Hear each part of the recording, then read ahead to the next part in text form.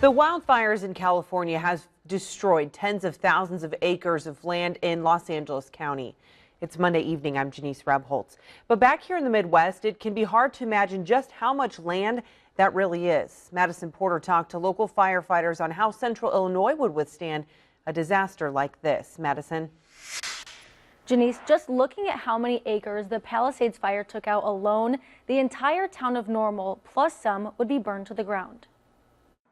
Every structure, every house, every business burned to the ground in the span of 24 to 48 hours. Within the municipal boundaries surrounding the town of Normal is about 12,000 acres of land, home to more than 50,000 people. It's small compared to the 40,000 acres engulfed by the California wildfires. The anticipated winds, combined with low humidities and low fuel moistures, will keep the fire threat in all of Los Angeles County critical.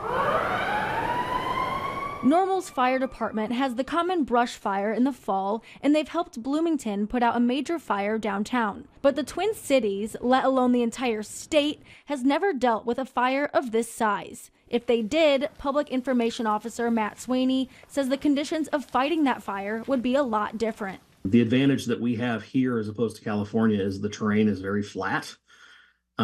It's very manageable, whereas this is a highly dense populated area in California with incredibly difficult terrain, hills and hillsides and steep hills that just make firefighting near to impossible. According to LA's mayor, 20% of the hydrants used to fight the Palisades fire went dry the day after it started. Even though the county had 3 million gallons of water, the strain on the reservoirs was too high. Sweeney says it would have been no different in Central Illinois. You have too much water going out, not enough water coming in, and unfortunately, there's just not a system on Earth that's going to be able to keep up with that.